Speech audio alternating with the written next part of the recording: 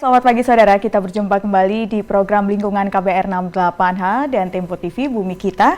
Dan kali ini kita akan bahas mengenai ekonomi berbasis rakyat yang akan mampu mendapatkan manfaat ekonomi yang lebih baik dan berkeadilan dari upaya pengelolaan hutan. Kita akan berbincang dengan dua orang narasumber kita, ada dengan Nawa Irianto, praktisi di bidang kehutanan lestari, dan juga Ketua Kelompok Kerja Komunikasi dan Pelibatan Para Pihak Satgas Persiapan Kelembagaan RIDD+, Chandra Kirana. Halo, selamat pagi Mbak Kiki dan Mas Nawa. Apa kabar hari ini? Baik ya? Baik, saudara, potensi besar hutan dan lahan gambut di Indonesia tidak akan bertahan dan memberi manfaat bila tidak dikelola secara bijaksana. Dan masyarakat adat, maksud kami, upaya melawan deforestasi dan perusakan hutan perlu dilakukan segera, di mana pemberdayaan potensi rakyat sekitar hutan adalah salah satunya. Mengapa rakyat di sekitar hutan? Karena mereka lah yang akan merasakan manfaat pertama atas hutan, pun kelompok yang pertama juga yang akan merasakan dampak dari kerusakan hutan. Dan masyarakat adat dan masyarakat lokal juga memiliki peranan penting dalam mewujudkan pengelolaan hutan lestari. Kita akan bahasnya lebih lanjut ini bersama dengan dua narasumber kita tadi, Mbak Kiki dan Mas Nawa. Kita ke Mbak Kiki terlebih dahulu. Mbak Kiki, ini kalau ditanya pelibatan masyarakat di sekitar hutan, kenapa masyarakat perlu dilibatkan dalam pengelolaan hutan, Mbak? Karena kalau untuk Indonesia ya, banyak sekali masyarakat kita itu sebenarnya tinggal di dalam dan di sekitar hutan. Data dari Kemenhub yang terakhir menyebutkan sekitar ada 30 juta orang lebih ya yang tinggal di dalam dan di sekitar hutan. Demikian pula desa-desa yang ada di dalam dan di sekitar hutan itu banyak sekali. Itu yang pertama, karena mereka banyak sekali. Lalu yang kedua adalah bahwa masyarakat adat yang tinggal di dalam dan di sekitar hutan maupun masyarakat lokal ya, itu punya kearifan yang cukup bagus mengenai bagaimana mengelola hutan secara lestari. Mereka selama ratusan tahun mungkin sudah tinggal di situ dan mengembangkan teknik-teknik pengelolaan hutan yang secara ilmiah pun terbukti cukup bagus. Agroforest system yang dikembangkan oleh masyarakat adat di Indonesia itu sangat mengagumkan sebenarnya dari sisi ketahanan ekologinya. Mereka bisa melakukan biomimikri sedemikian rupa sehingga ketika hutan itu disorot dari atas, diambil fotonya dari atas, dia seperti hutan alam. Tapi kalau kita turun ke bawah ternyata itu banyak sekali pohon buah-buahan dan sebagainya yang sebenarnya sudah dikembangkan oleh masyarakat.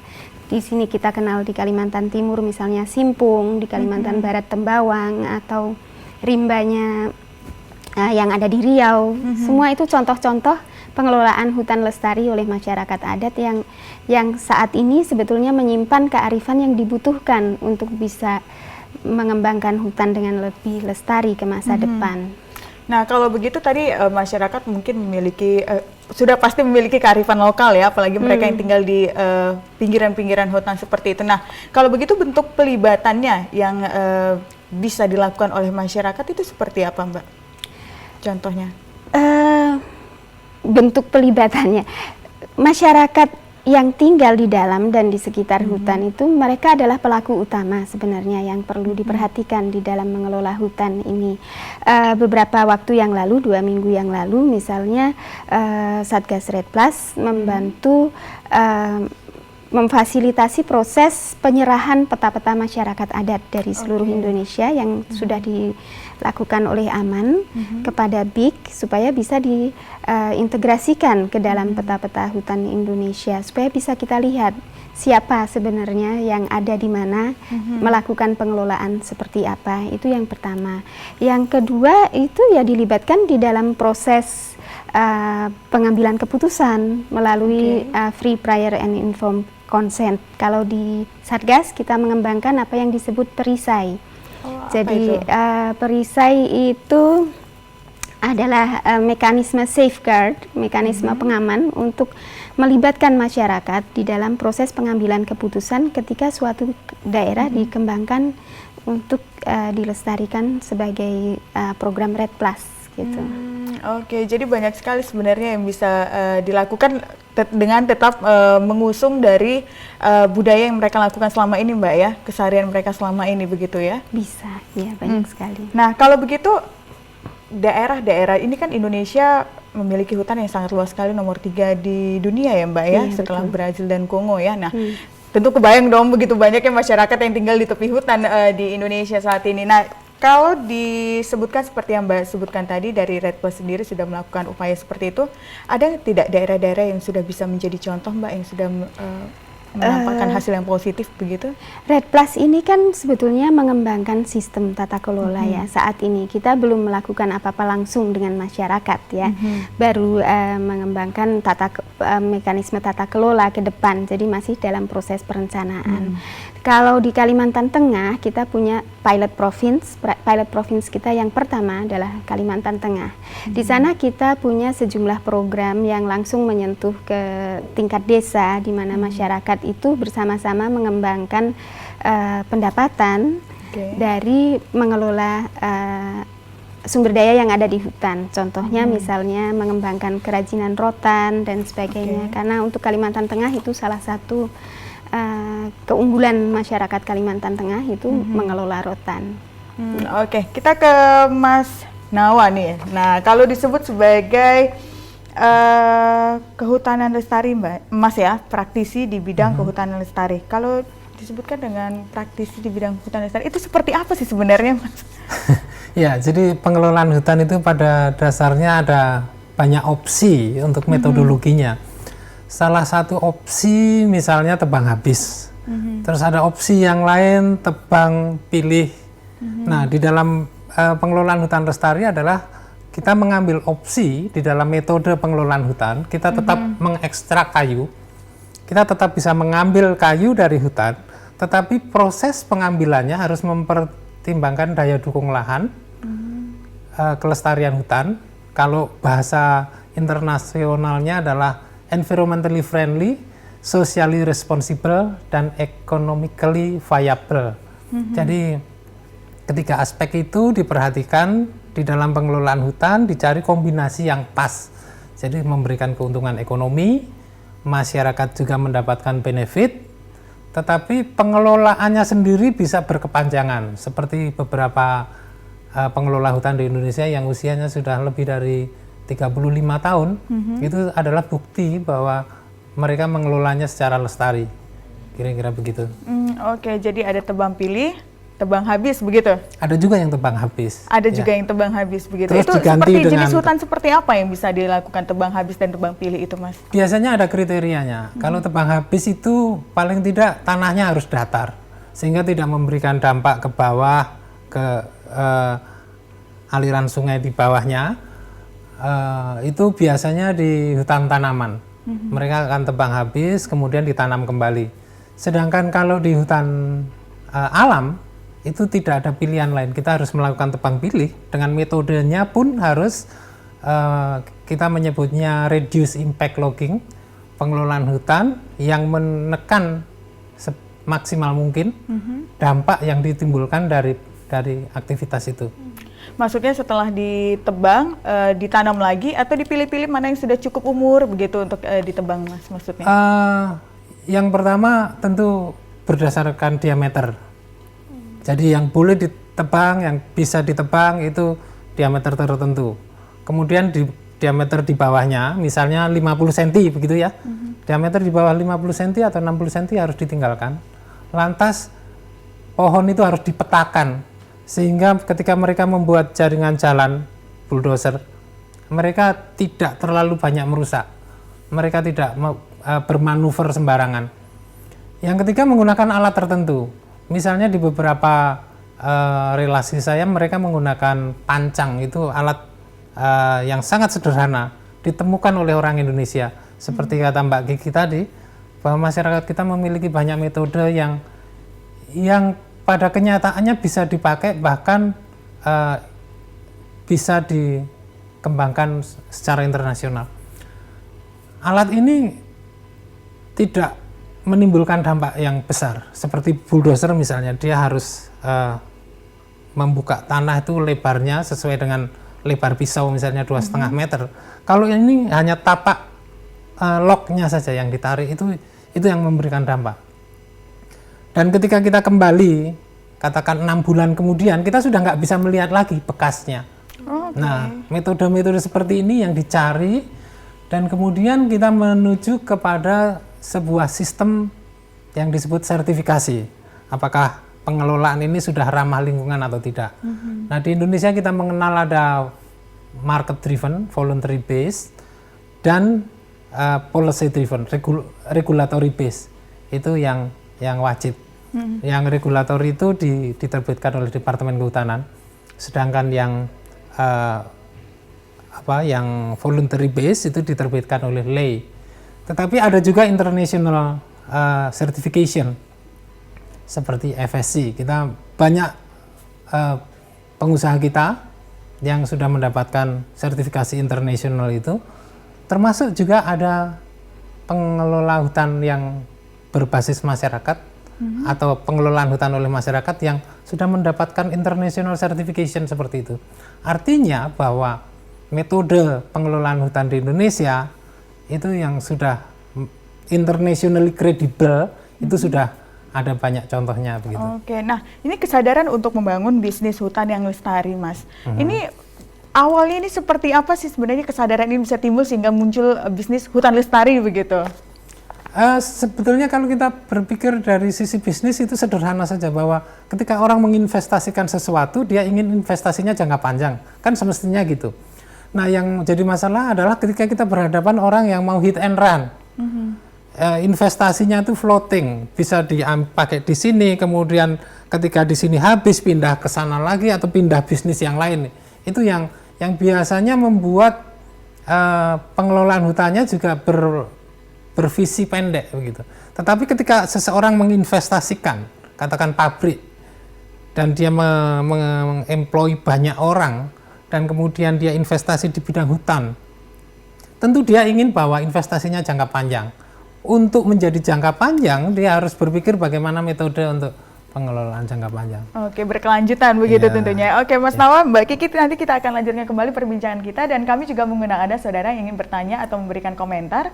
Anda bisa hubungi kami di nomor bebas pulsa di 0800 140 3131, 0800 140 3131, atau bagi Anda yang berada di Jakarta bisa hubungi kami di nomor lokal di 857 1044, 857 1044, dan untuk SMS bisa Anda kirimkan ke 0812 118 8181, 0812 118 8181. Bumi Kita akan kembali setelah jeda berikut.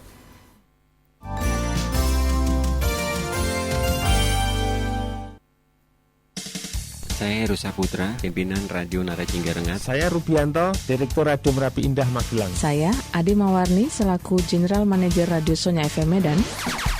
Saya ingin mengembangkan situs atau web karena ingin maju dan berkembang untuk pemekaran informasi. Tentunya juga ingin mendapatkan informasi ada di websitenya KBR 68H. Radio Sonya FM memilih menggunakan web KBR 68H dikarenakan kerjasama dalam penggunaan web KBR 68H mudah, dan Radio Sonya juga bisa mendapatkan fasilitas link berita yang update setiap saat. Saya memilih memakai web KBR 68H karena hanya KBR 68H yang mempunyai jaringan di seluruh Indonesia. Tunggu apa lagi? Ayo, manfaatkan layanan pembuatan website beserta pernak-perniknya. Buka situs www.kbr68h.com atau hubungi Dodi Rosadi 0818 928 936, 0818 928 936.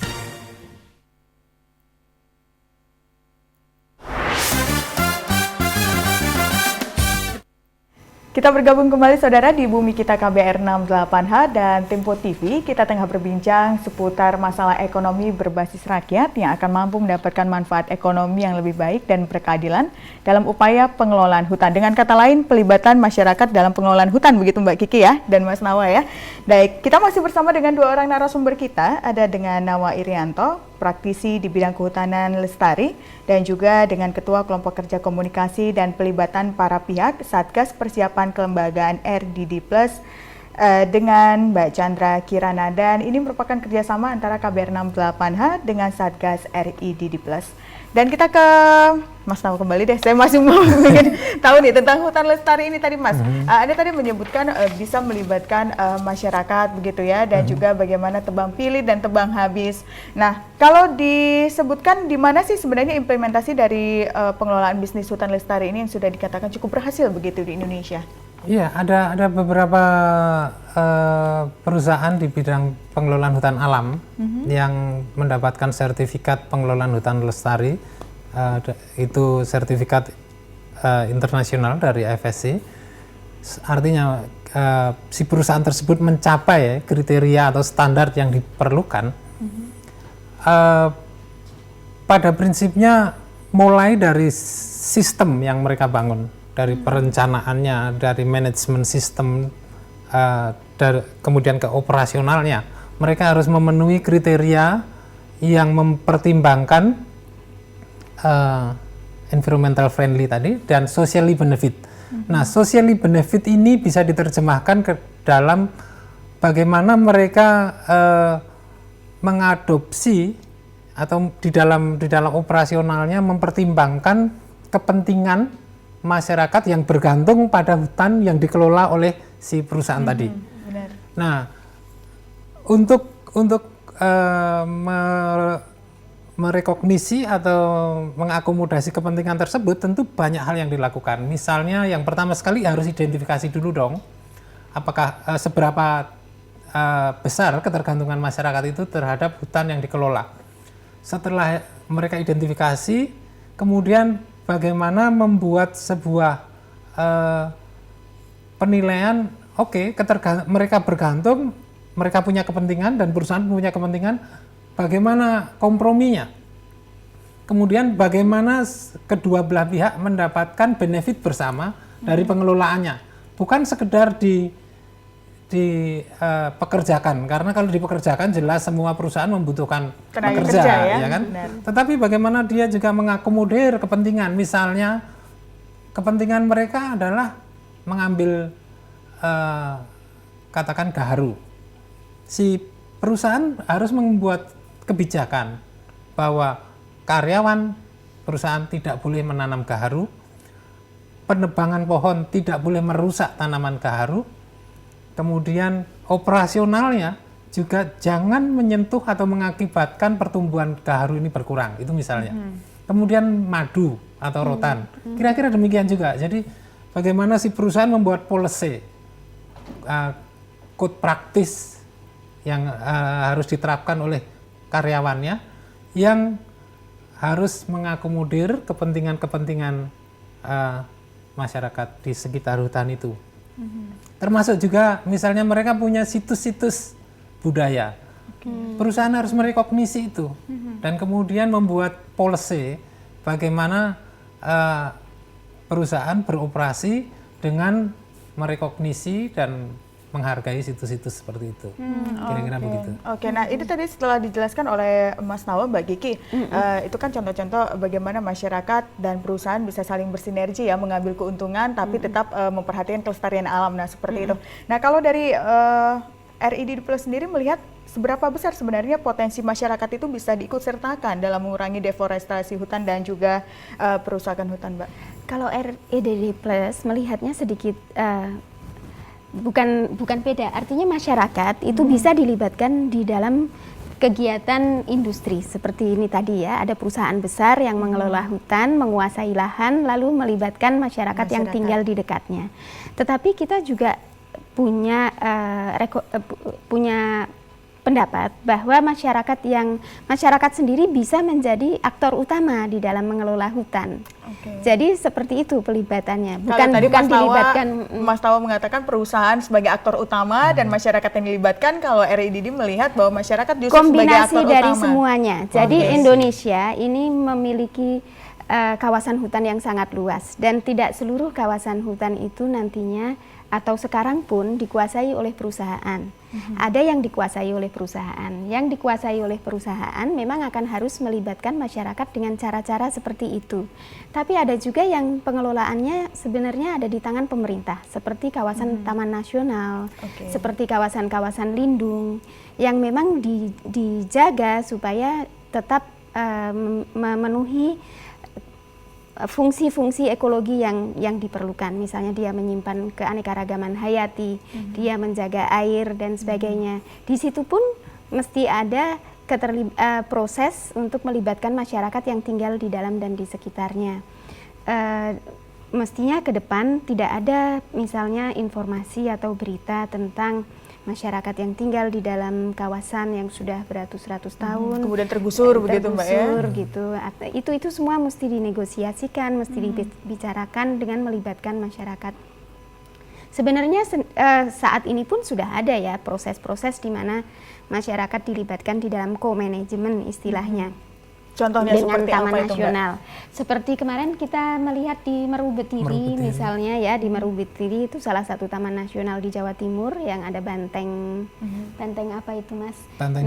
Banteng asli Jawa yang terancam punah. Yang terancam punah. Nah, masyarakat setempat di situ terlibat di dalam mengelola berbagai jenis tanaman yang tumbuh di bawah yang membutuhkan naungan gitu. Jadi mereka bisa mengembangkan ekonominya di dalam hutan itu tanpa merusak hutan itu.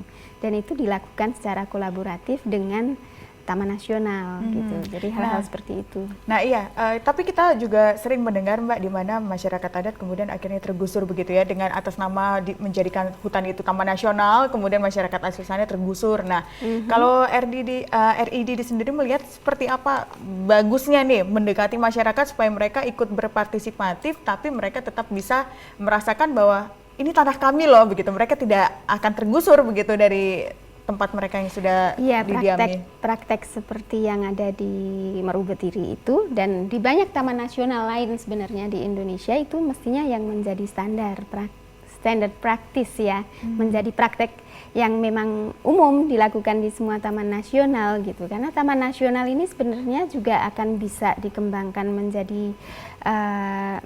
menjadi pusat economic growth juga, bagaimana mengembangkan ekonomi yang berkelanjutan, ekonomi yang hijau di kawasan Taman Nasional. Karena Taman Nasional itu menyimpan keindahan, dia menyimpan keanekaragaman hayati, dia menyimpan banyak sekali istilahnya NTFP ya, non-timber forest product yang bisa dikembangkan nilai ekonominya. Semuanya itu membutuhkan keterlibatan masyarakat setempat karena Indonesia tidak punya cukup banyak staf atau karyawan untuk menjagai semua taman nasional. Taman nasional yang dikelola secara co-management itu yang akan paling lestari sebenarnya. Melibatkan masyarakatnya. Iya. Nah, Mas Tawa, kalau seandainya ada usaha untuk pelibatan, katakanlah seperti yang dilakukan oleh RID Red Plus ini. Nah, seperti apa sih sebenarnya cara terbaik untuk bisa mendekati masyarakat supaya mereka itu mau terlibat begitu? Iya, ada beberapa cara. Memang ada banyak contoh di Indonesia juga di mana masyarakat sudah menjadi pelaku utama. Artinya dia secara mandiri mengelola hutannya secara lestari dan berkelanjutan dan menghasilkan menghasilkan aktivitas ekonomi. Artinya keberlanjutannya pengelolaan ini disupport oleh aktivitas ekonomi yang dilakukan oleh masyarakat sendiri. Itu ada beberapa contohnya. Kemudian ada juga masyarakat yang mengambil non-timber forest product. Itu adalah hasil-hasil hutan non-kayu. Seperti kita ketahui, kayu adalah komponen utama di dalam hutan dan yang paling rawan untuk dilakukan perusakan karena aset ekonominya tinggi. Nah, ketika orang mengambil non-kayunya, hutannya bisa tetap lestari. Itu ada juga seperti itu. Nah, kemudian cara kedua adalah kolaboratif, perusahaan besar dengan masyarakat. Itu mengelola hutan bersama dengan kepentingan masing-masing tanpa saling mengganggu. Itu kolaboratif, tapi bisa juga kooperatif kan. Artinya masyarakat didampingi untuk mengelola hutan dengan skala ekonomi yang lebih besar, bekerja sama dengan perusahaan yang memang punya visi yang sama. Jadi ada tiga metode. Yang pertama pengelolaan secara mandiri, kemudian kolaboratif atau kooperatif. Ataupun kooperatif begitu ya. Nah, kalau masalah di mana misalnya masyarakat sudah terlanjur membuka sawah atau ladang begitu ya di dalam hutan tersebut dan kemudian ada perusahaan yang mengambil lahan tersebut. Nah, ini masyarakat otomatis kehilangan mata pencarian ya Mas ya? Biasanya begitu. Sebenarnya kan timbul konflik yang seringnya seperti itu ya, di mana perusahaan mendapatkan hak guna usaha di hutan tersebut, masyarakat yang sudah mengelola secara turun-temurun membuka ladang di situ tergusur. Nah, ini bisnis yang atau kerjasama dengan tetap mengutamakan kepentingan ekonomi ini seperti apa ini Mas? Sejarahnya dulu ya, bahwa penetapan kawasan itu kan ditetapkan di Jakarta. Betul. Di Jakarta tidak secara mikro itu dia hanya menetapkan yang global saja. Dengan melihat peta lah gitu istilahnya, tidak melihat kondisi real ya di lapangan. Nah, di dalamnya ada permasalahan apa yang detail gitu biasanya terlewatkan atau tidak tercermati. Nah, ketika perusahaan datang dengan SK tadi, dengan kertas yang diteken oleh Menteri Kehutanan, mereka melihat, oh ternyata di sini sudah jadi kampung, sudah jadi bahkan ada yang sudah jadi kecamatan begitu kan. Nah, tentu harus dikeluarkan dari kawasan hak itu. Nah, si pengusaha mestinya melapor juga ke Kementerian Kehutanan bahwa ini loh kawasan ini sudah ada penggunaan yang lain gitu. Tetapi ketika penggunaan itu tidak terlalu besar, semestinya pengusaha berkompromi dengan masyarakat. Oke, kamu punya livelihood, punya mata pencarian di situ dengan bentuk seperti itu, dan kami punya hak seperti ini. Lalu paling tidak di enclave, paling tidak itu. Artinya, oke, kawasan pengembanganmu itu sampai di mana? Kemudian mereka membatasi, membuat boundary meskipun kadang-kadang juga tidak perlu bahwa itu ada batas seperti pagar, tetapi kesepakatan saja, batasnya sampai sungai apa, gunung apa, biasanya seperti itu. Tapi terkadang kesepakatan itu justru sangat sulit sekali didapat, Mas. Sebetulnya tergantung pendekatan sih. Menurut saya semua orang punya harapan bahwa oke, maksimal dari pengelolaan sawah itu berapa sih? Satu kepala keluarga? Tidak mungkin lebih dari 25 hektar. Misalnya seperti itu. Nah, di dalam satu kampung yang pernah saya fasilitasi di Kalimantan Timur adalah sepanjang 500 meter kanan dan kiri sungai, itu disepakati itu adalah wilayah pengembangan oleh masyarakat. Si perusahaan boleh beroperasi di luar dari itu. Tergantung kesepakatannya. Oke, masyarakat bisa juga mengklaim lebih luas, tergantung kesepakatan saja. Kadang-kadang malah bagi hasil. Oke, wilayah adat kami seperti ini, wilayah hak kamu seperti itu. Mari kita berbagi. Ketika kamu menebang di wilayah adat kami, kompensasinya apa? Kadang-kadang seperti itu juga. Jadi masyarakat mendapatkan benefit langsung dari operasi di wilayah adat mereka. Karena toh ketika masyarakat memiliki wilayah adat, kadang-kadang mereka juga tidak bisa mendapatkan benefit ekonomi dari kayunya. Dengan merekognisi itu, setiap pengambilan per cube meter dari kayu oleh si perusahaan hutan, dia memberikan kompensasi. Cuma masalah ekologinya agak ini ya nanti kalau tentu menggunakan pertimbangan prosedur yang sustainable tadi, Mbak. Nah, kalau Red Plus sendiri melihatnya seperti apa ini, Mbak, untuk pengelolaan hutan yang arif dan bijaksana ini?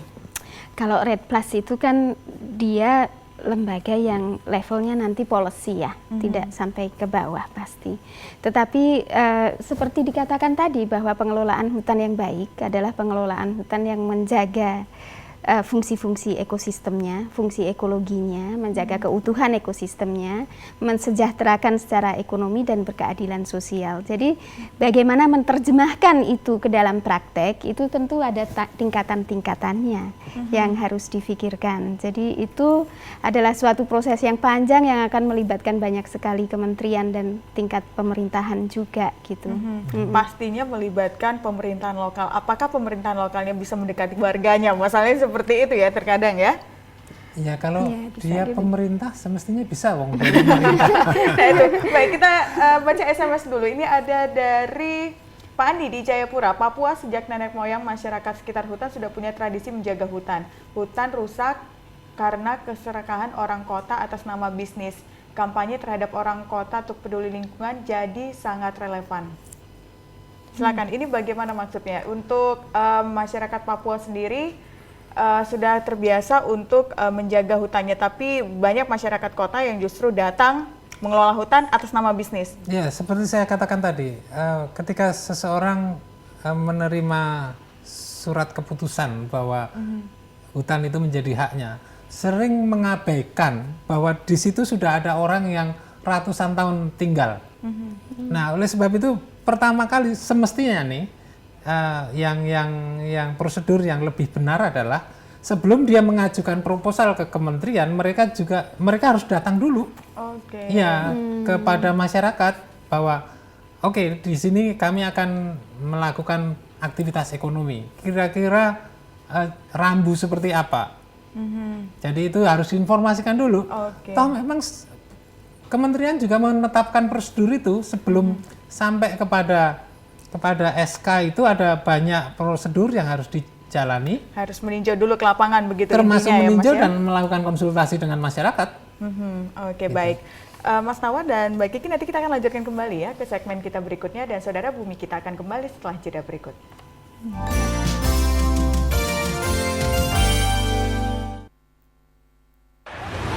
Belajar wajib, bro. Demi masa depan. Kerja wajib, bro. Demi keluarga.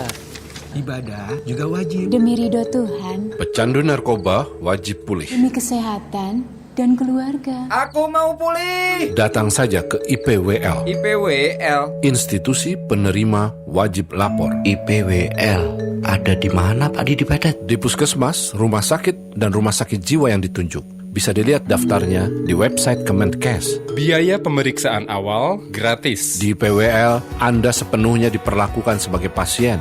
Kerahasiaan Anda terjamin sepenuhnya. Selama tidak bermasalah dengan hukum. Benar, masalah Anda didata menyeluruh. Untuk menyusun program pemulihan dalam bentuk rencana terapi. Dapat berupa rawat jalan, rawat inap,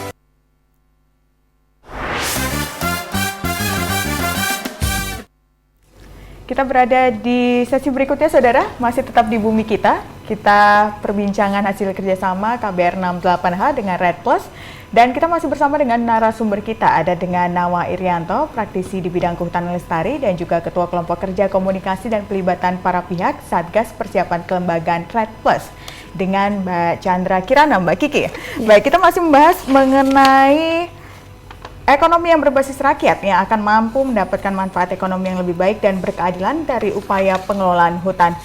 Mas Nawa dan Mbak Kiki, ini kita tadi masih terkait dengan pemetaan atau tadi tinjauan dulu ya ke lapangan begitu Mas Nawa ya, sebelum satu perusahaan itu mengelola hutan lah begitu istilahnya. Tapi ada di masyarakat-masyarakat tertentu di mana hutan adat mereka itu sama sekali tidak boleh dikelola atau tidak boleh disentuh seperti itu. Nah, ini seperti apa? Pendekatannya seperti apa, Mas? Kalau perusahaan itu akan menuju ke sebuah tatanan pengelolaan hutan lestari, dia harus merekognisi itu. Kalau bahasa Jawanya alas tutupan, hutan yang memang diprotek, tidak boleh. Masyarakat seperti masyarakat suku Kajang begitu ya, di Sulawesi Selatan sana ada hutan perawan yang sama sekali tidak boleh disentuh oleh warganya sendiri justru, Mas. Itu harus direkognisi. Seperti apa? Itu harus direkognisi oleh perusahaan. Dan kami memiliki beberapa contoh bahwa perusahaan-perusahaan yang mengelola hutan lestari dengan mendapatkan sertifikasi internationally credible begitu ya, itu ketika krisis seperti sekarang ini mereka tetap bertahan meskipun mereka tidak perlu menebang membabi buta, meskipun mereka tetap mempertimbangkan kepentingan masyarakat, mereka malah lebih survive. Dan pada situasi yang normal, meskipun tidak selalu ya, mereka biasanya bisa mendapatkan harga yang lebih baik pada umumnya. Jadi bukan berarti bahwa yang menebang membabi buta itu pada akhirnya mendapatkan hasil yang lebih baik, belum selalu begitu. Sertifikasi, nanti kita akan berbincang mengenai sertifikasi itu ya. Tapi kita ada penelpon dari Pak Ahmad di Aceh. Halo Pak Ahmad. Iya, selamat pagi Mbak. Iya, selamat pagi, silakan Pak. Dengan Mas narasumber kita Mas siapa tadi Pak? Dengan Mas Nawa, dengan Mbak Kiki juga. Ini pertanyaan saya sama Mas Nawa ini Mbak. Kalau misalnya hutan itu kan masyarakat banyak dari kenapa keliling begitu masuk sawit kenapa? Halo Pak Ahmad, suaranya terputus-putus Pak, bisa diperjelas atau radionya mungkin dikecilkan terlebih dahulu supaya tidak feedback. Ya maksudnya itu banyak penghasilan dari hutan itu kan banyak penghasilan hidup masyarakat juga banyak dari hutan. Ya tapi kenapa itu masuk perusahaan sehingga masyarakat terpikir nggak dapat apa kita saya Pak. Pak Ahmad, maaf suaranya terputus-putus, kita tidak bisa mendengarnya dengan jelas, mungkin bisa menghubungi kita kembali atau produser kita nanti akan menghubungi kembali. Kita lanjutkan kembali perbincangan kita. Mas Tawa, kita mendengar ada istilahnya tadi sudah menyinggung mengenai sertifikasi ya. Nah kalau disebut dengan sertifikasi eco-label itu seperti apa maksudnya? Apakah seperti yang Mas sebutkan tadi atau seperti apa? Ya, seperti yang saya bilang tadi bahwa dulu kita mengklaim klaim bahwa kami melakukan pengelolaan hutan dengan baik. Nah, klaim itu kalau dilakukan oleh diri sendiri itu perlu verifikasi kan? Perlu verifikasi. Dengan demikian dibangunlah sebuah sistem standar bahwa ketika seseorang mengklaim sertifikasi sustainable atau lestari, itu harus memenuhi serangkaian kriteria. Nah, kemudian kriteria itu yang memverifikasi adalah pihak ketiga yang independen. Dengan demikian yang menerbitkan bahwa sebuah perusahaan itu memenuhi pengelolaan hutan yang memenuhi kriteria kelestarian tadi, yang mengatakan itu pihak ketiga tadi. Jadi bukan si perusahaannya sendiri. Kira-kira begitu. Oke, kita ada SMS ini dari Chris di Cibinong. Bagaimana soal pelaku industri yang punya modal, termasuk modal untuk menyogok penguasa dan modal untuk mempekerjakan masyarakat sekitar? Bagaimana pengawasan dan penindakan untuk mereka? Nah, itu pertanyaan dari Pak Chris ya. Dan ada dari Ibu Nita di Pamulang, orang Indonesia tidak tahu bahwa hutan bisa jadi objek wisata melalui fauna dan floranya, bukan cuma untuk diambil kayunya atau jadi lahan sawit, begitu katanya. Nah, silakan kita kembali ke terlebih dahulu. Apakah Redplus ini mempertimbangkan hal-hal seperti tadi yang disebutkan oleh Ibu Nita tadi, begitu? Ataupun Pak Kris tadi, nah. Redplus itu kan konsep yang sedang berkembang ya. Tentu saya kira salah satu cara untuk mengembangkan nilai ekonomi aset hutan alam itu adalah dengan pariwisata. Cuma saja di sini belum dikembangkan. Ada tempat-tempat di mana misalnya ada canopy walk, ada jembatan yang dikembangkan di atas kanopi-kanopi hutan, sehingga orang itu bisa berjalan-jalan di atas hutan, mengamati hutan yang di bawahnya tanpa merusaknya misalnya. Itu salah satu contoh ekowisata yang sangat menarik. Karena melihat hutan alam dari atas itu sesuatu yang sangat menakjubkan sebenarnya. Kita bisa melihat keanekaragaman hayatinya, kita bisa melihat air jernih yang mengalir, kita bisa melihat ribuan jenis pohon-pohon yang kalau kita orang kota kita jarang sekali melihat tekstur pohon yang berbeda-beda seperti itu. Nah, apakah Redplus juga mempertimbangkan bakal memperdayakan masyarakat lokal begitu di tepian hutan untuk bisa melakukan hal seperti itu, Mbak? Lembaga Redplus nantinya itu adalah lembaga yang mestinya mengatur semuanya, meletakkan kebijakan-kebijakan tentang bagaimana hal-hal seperti itu dilakukan. Tentu nanti ada pelaksanaan pengelolaan Taman Nasional itu sepenuhnya ada di tangan PHKA misalnya dengan masyarakat sekitar. Jadi itu di level tersebut. Tetapi arahan untuk ke sana saya kira itu sesuatu yang akan dipikirkan salah satunya. Bisa dimasukkan ke dalam pertimbangan kalau begitu Mbak Kiki. Baik, nanti kita masalah yang tadi pengusaha yang punya modal untuk menyogok pengusaha nanti kita akan bahas. Tapi kita Pak Ahmad menelpon kembali. Halo Pak Ahmad. Ya, selamat pagi Mbak. Iya, silakan, terputus tadi, silakan Pak. Ya udah jelas suaranya Mbak. Iya, silakan Pak. Enggak, begini kan hutan itu banyak dari situ penghasilan masyarakat kayak di Singkil ini kan. Nah, tapi kenapa begitu masuk perusahaan-perusahaan kelapa sawit di sini sampai masyarakat itu tersingkirkan dari situ nggak mendapat apa-apa? Apakah pemerintah itu tidak tahu? Itu aja pertanyaan saya sama Mas Nawa Mbak ya. Selamat pagi. Selamat pagi Pak Ahmad Di Aceh, nah ini masyarakat tersingkir. Kita tadi sudah membahasnya, masyarakat tidak diberdayakan justru tersingkir. Nah tadi SMS dari Pak Kris juga mengatakan bahwa pengusaha yang punya uang menyogok untuk penguasa begitu mendapatkan izin pengelolaan hutan di sana. Seperti apa itu, Mas? Ya itu sebetulnya jawabannya di luar dari scope of work saya ya. Karena apa? Ketika kita sudah bicara mengenai suap, itu sudah di luar tatanan apapun, di luar tatanan pengetahuan, di luar tatanan hukum dan sebagainya. Itu adalah upaya untuk membuat situasi keluar dari sistem. Nah, karena keluar dari sistem itu pada prinsipnya ya akan menjadi sulit untuk dianalisa secara sistematik gitu kan. Nah, tentu yang bisa dilakukan adalah bahwa karena kita ini mengamati dan kadang-kadang juga ikut terlibat di dalamnya, ketika kita melihat ada penyuapan seperti yang disampaikan tadi, biasanya akan terjadi kekacauan seperti yang dikatakan oleh yang dari Aceh tadi, karena prosedurnya pasti tidak benar atau tidak diikuti seutuhnya. Ada potong kompas, oke, supaya cepat terbit izinnya, tidak usahlah yang pernik-pernik itu dilakukan dengan baik. Sehingga konsultasi bersama masyarakat pasti terlewatan kan? Karena konsultasi dengan masyarakat ini bahkan bisa menggagalkan proyek. Tuh, apalagi jika mendapatkan perlawanan ya. Jadi suap itu atau korupsi pada eskalasi yang lebih luas, pada prinsipnya mengabaikan prosedur yang sudah sistematik itu, sehingga kelestarian tentu akan tidak bisa tercapai sudah dengan sendirinya karena pengabaian prosedur dan lebih lagi pengabaian terhadap masyarakat. Kemudian yang SMS yang menarik tadi mengenai kok Indonesia hanya kayunya saja. Oke, flora fauna dari Ibu Nita di Pamulang. Ya, tidak seperti itu kenyataannya. Banyak wilayah yang diekspos untuk wisata seperti yang dikatakan Mbak Kiki tadi. Misalnya Taman Nasional Meru Betiri. Kalau kita pengen melihat banteng ya di situ.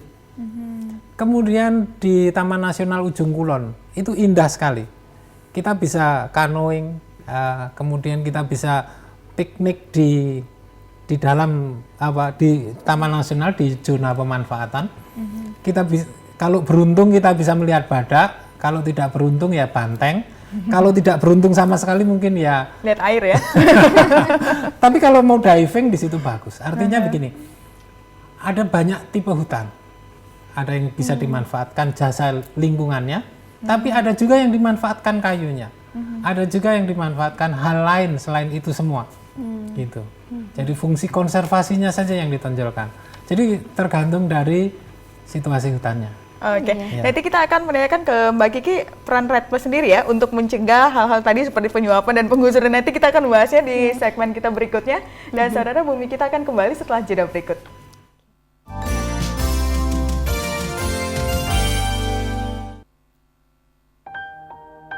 Delapan tahun sudah pejuang HAM Munir dibunuh. Kenapa dia dibunuh? Siapa pembunuh Munir? Kenapa pemerintah mengabaikan dan membiarkan kasus ini hilang di telan waktu? Membela sesama yang tertindas haknya. Munir adalah ujian kita. Sebuah monumen Munir adalah pertanda agar kita tidak lupa bahwa kebenaran harus diungkap dan dituntaskan. Ayo, dukung petisi pembangunan monumen Munir di kota kelahirannya, Batu, Jawa Timur. Buka situs www.change.org/monumen Munir atau klik www.kbr68h.com. Lantas sematkan tanda dukungan di dalamnya. Petisi akan diajukan ke Wali Kota Batu setelah mencapai 5.000 dukungan. Munir, hidup dalam jiwa kita yang dahaga akan kebenaran. Asasi manusia di Indonesia.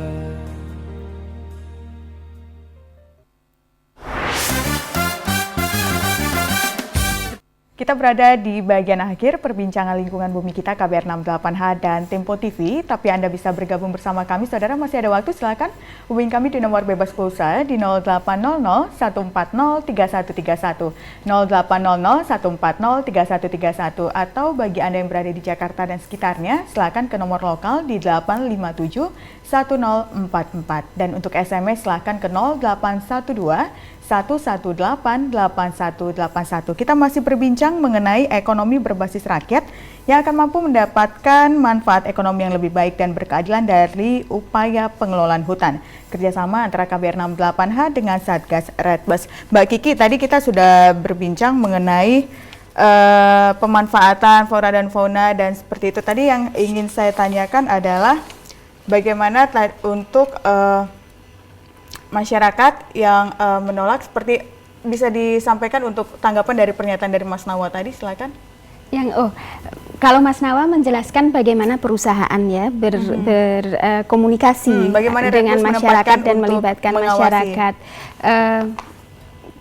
Redbus tidak mengawasi apa yang dikerjakan oleh perusahaan, tetapi termasuk untuk mencegah penyuapan seperti tadi yang kemungkinan bisa dilakukan. Kaitannya dengan penyuapan itu persoalannya kan sistem tata kelola kita memang masih banyak sekali kelemahan. Salah satu masalah yang sangat-sangat serius terkait dengan proses perizinan adalah bahwa hampir semua lembaga yang mengeluarkan perizinan itu punya petanya masing-masing, peta referensinya masing-masing, sehingga cenderung terjadi banyak tumpang tindih gitu ya. Dan kalau perusahaan sudah mengalami dihadapkan pada tumpang tindih di mana kultur suap di Indonesia ini sangat kuat ya, biasanya kemudian yang kuat suapnya yang menang mungkin ya. Yang perlu dibenahi dan sedang didorongkan oleh Satgas Redbus sekarang adalah tata kelola perizinan. Jadi itu dengan cara mengembangkan apa yang kita sebut One Map. One Map itu adalah satu program yang mungkin nanti jangka panjang, waktu untuk menyelesaikannya lama sekali. Bisa dijelaskan oleh Pak Nirarta Samadi sebenarnya dengan lebih baik, beliau yang memimpin proses ini, tetapi intinya dia menyediakan satu peta referensi, satu standar, satu geoportal, dan satu database yang nanti ditransparankan melalui satu geoportal geospasial ya.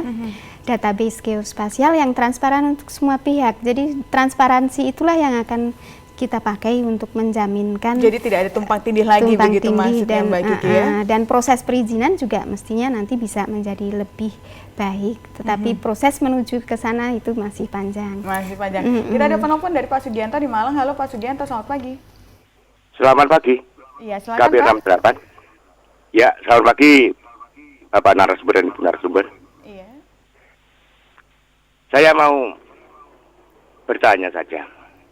Satu, jangan sampai hutan kita itu atau bumi kita Nusantara ini Indonesia itu istilahnya hutannya habis dibabat dengan alasan bisnis berbasis kepada rakyat.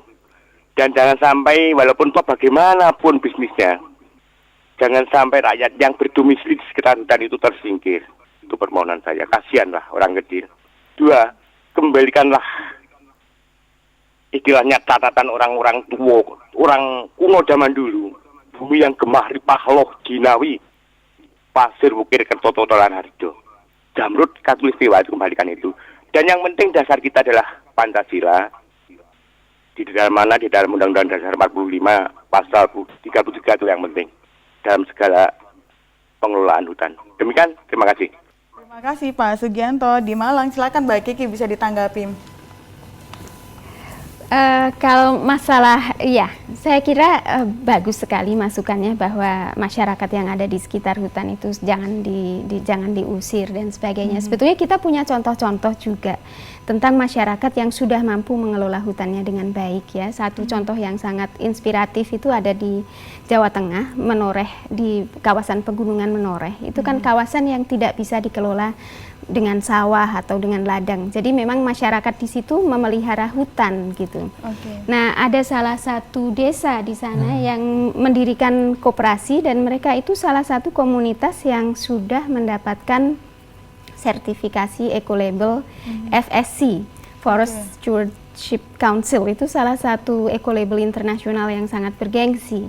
Mereka bisa memanen kayunya, mereka bisa memanen bambu dari situ, mereka bisa memanen juga gula aren, itu kawasan yang memproduksi gula aren, juga memproduksi buah-buahan, durian, manggis, dan lain-lain. Jadi mereka itu mengelola kawasan desanya seolah-olah itu hutan, dan memang itu hutan, mereka kelola, mereka dapatkan semua pendapatan yang baik dari situ, dan juga terbukti melakukannya secara ekologis gitu. Nah, contoh-contoh seperti ini bisa di scale up ya, bisa disebarkan ke banyak sekali tempat di Indonesia gitu. Tidak harus masyarakat yang tinggal di dalam hutan itu adalah masyarakat yang terpinggirkan. Dia bisa menjadi pengelola yang berdaya. Saya kira itu penting untuk mengembalikan gemah ripah tadi itu. Seperti disebutkan oleh tadi Pak Sugianto. Saya ingin nambahin. Iya, silakan. Kalau kita pernah mengenal Wonogiri dan Gunung Kidul, tempo dulu itu adalah tanah yang gersang, sulit air dan sebagainya, kering begitu. Tetapi ketika masyarakat sudah mulai menanam, budaya menanam itu sudah mulai tumbuh, dan sekarang mereka menjadi salah satu produsen kayu. Tapi bukan hanya itu saja, mulai muncul sumber-sumber air. Karena mengambil kayu pada dasarnya adalah, kalau bagi masyarakat tradisional seperti itu adalah kayu itu tabungan, kan mereka biasanya memanennya ketika ada kebutuhan yang memang besar, bukan kebutuhan harian. Nah, di Kendari juga ada pengelolaan hutan yang sudah mendapat international certification, kemudian di Kebumen ada banyak contoh-contoh di mana masyarakat memang terbukti mampu dan membuat tanah yang tadinya tidak terlalu hijau menjadi hijau royo-royo dan ditutupi oleh lahan seperti hutan.